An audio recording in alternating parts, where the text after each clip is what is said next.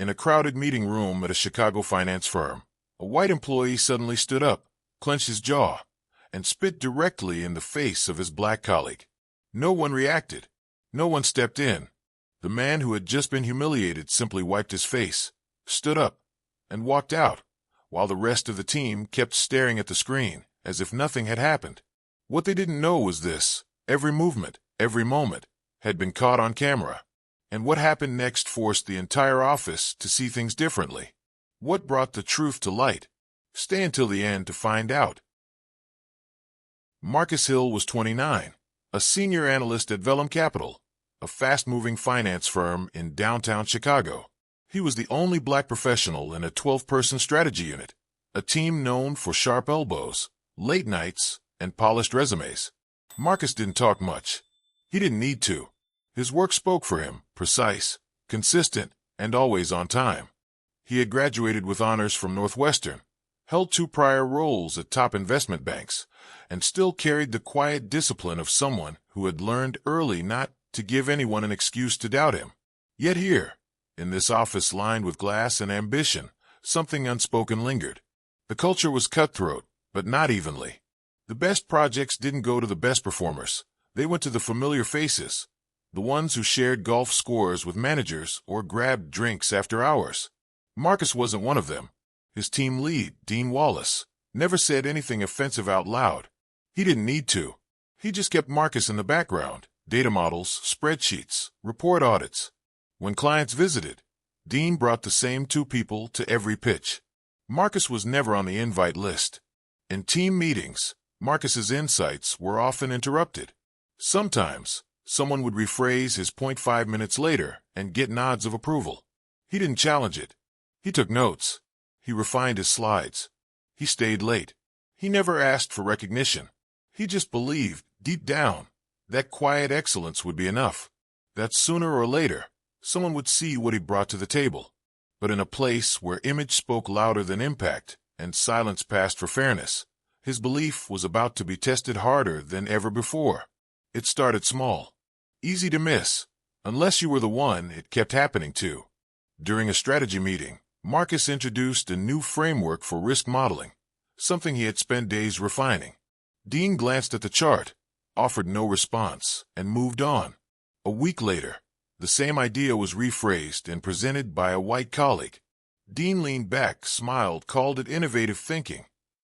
Marcus didn't say a word.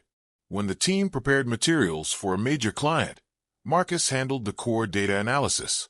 But when the final packet was circulated, his name was missing from the contributor list. He checked twice.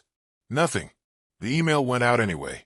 At the quarterly staff party, Marcus was assigned a table near the back. Others clinked glasses, shared inside jokes, posted selfies. He ate quietly. The only words he heard that night were, "Hey man, how you been?" followed by polite silence. Then came the financial error. A decimal misplaced in a projection sheet, not his fault. The source came from another team. Still, in front of everyone, Dean looked at Marcus and said, "We can't afford these kinds of slip-ups." No questions. No context.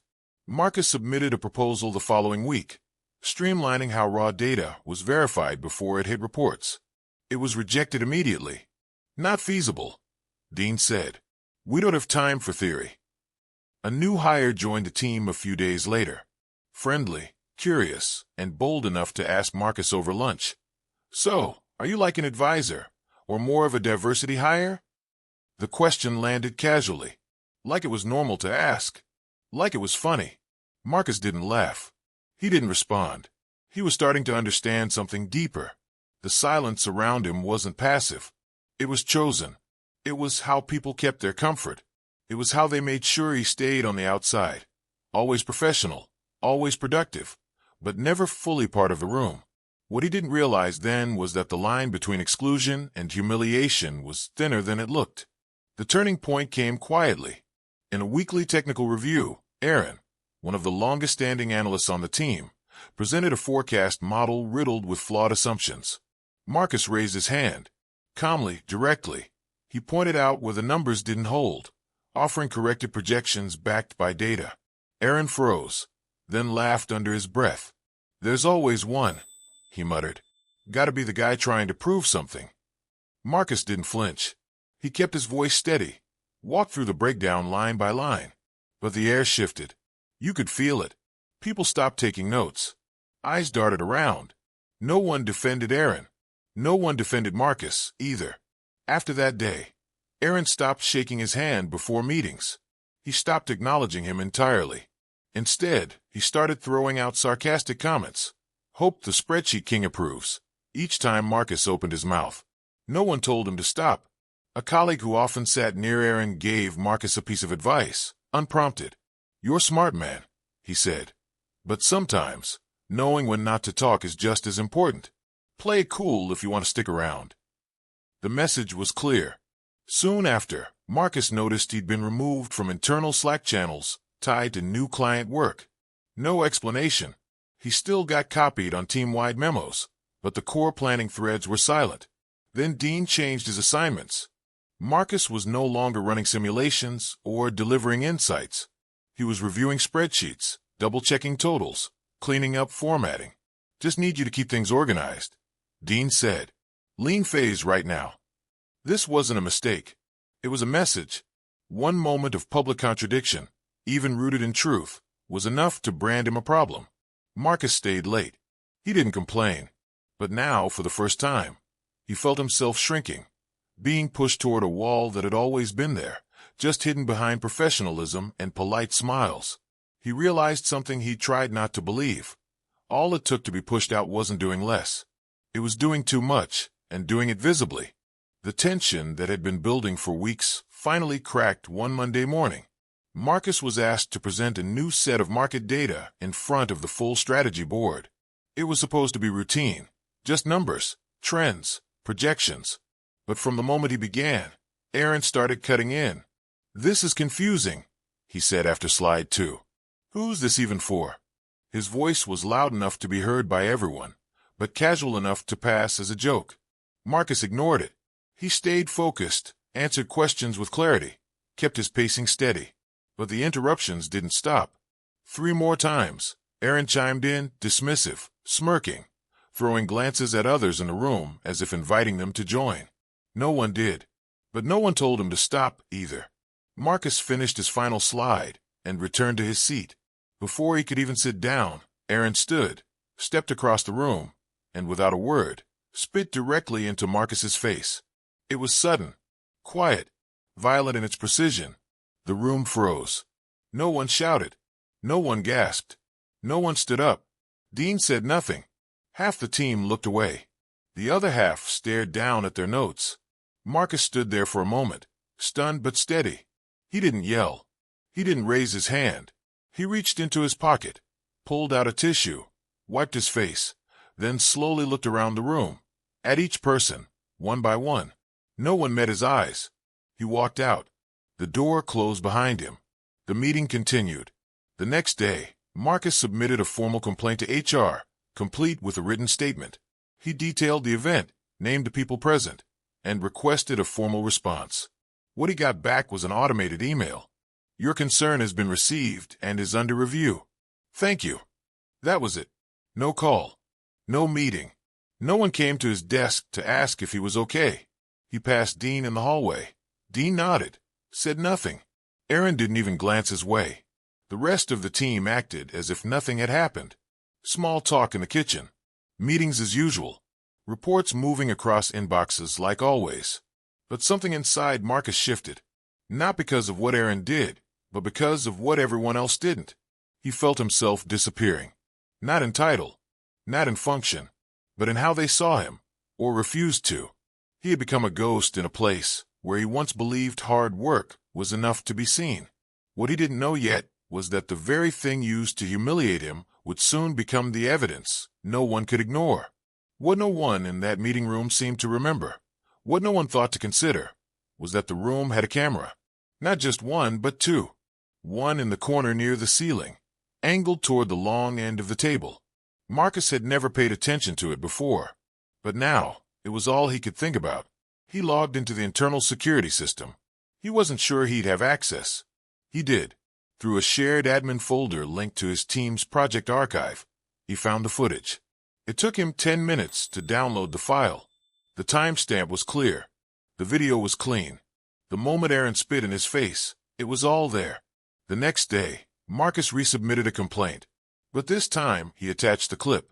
He also published a brief post on LinkedIn. A simple caption, "Silence is not an option," followed by a 1-minute version of the video. He didn't name the company. He didn't need to. Within 12 hours, the post exploded. Thousands of reactions, hundreds of shares. Executives, analysts, recruiters, DI advocates, people across the financial world started commenting. Some were shocked. Others said, "I've seen this happen. I've stayed silent. Never again." News outlets picked it up before the end of the day. The headline wasn't dramatic. It didn't need to be. Black analysts spat on in meeting. Footage raises questions about workplace culture.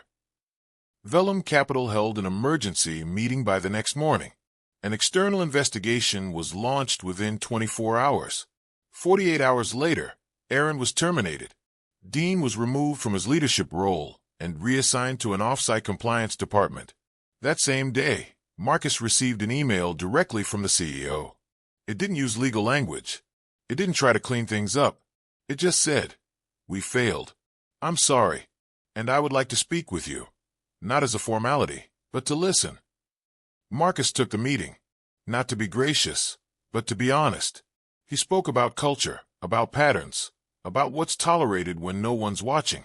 2 weeks later, he was invited to join the company's internal equity advisory board. A month after that, he received an offer to lead a new data integrity division as associate director. He accepted, not because he needed the title, but because for the first time, someone had asked him to lead, not stay quiet. A month later, Vellum Capital hosted a company-wide forum titled, "Change Begins with the Truth." Marcus was the keynote speaker. He stood at the front of the same room, where no one had said a word. Only this time, they were listening. "I'm not sharing the story for sympathy," he said. "I'm sharing it because the next person might not have the option to walk away in silence." He didn't mention Aaron. He didn't have to. Instead, he talked about the room, the stillness, the faces that turned away, the ones that looked down, the people who sat still while someone else was dehumanized. His voice didn't shake. His words were plain, but they landed hard. The problem, he said, wasn't just what was done. It was what was allowed. The speech was recorded and later shared on LinkedIn. It spread quickly. Employees from other companies began commenting. Some asked for permission to use the video in internal DI training. Others tagged their HR teams. One person wrote, "This is how you lead from dignity." Marcus received invitations from several national organizations asking him to speak about professional integrity, quiet resilience, and navigating discrimination without losing yourself. He accepted a few. Not all. He didn't want to become a symbol. He just wanted the conversation to keep going. Back at the office, something shifted. A few colleagues who had once looked through him now stopped to talk. 2 of them apologized. One quietly said, "I saw everything that day. I was afraid. I still regret not speaking up." And at the year-end meeting, as awards were handed out and names were called, Marcus heard his own. Not for sales, not for speed, but for impact, for leading through silence, and then through truth. He walked up to the stage, not just as someone who had endured, but as someone who had transformed the space around him. The applause wasn't loud. It was lasting. Marcus Hill didn't fight back. He didn't shout. He didn't seek revenge. He stood still, stepped back, and let the camera speak for him. This story isn't just about a single act of disrespect. It's about the quiet systems that protect it, the eyes that look away, the silence that lets harm settle and stay. But Marcus chose the harder path, to speak up without losing who he was. And that quiet strength, that grounded integrity, brought him to where he always deserved to be. What will you do when you see injustice? Will you look away, or will you be the one who speaks? If you believe fairness begins with courage, share this video. Like, comment, and subscribe to Black Excellence to hear more true stories that challenge and awaken. Thank you for staying until the end. We'll see you in the next story.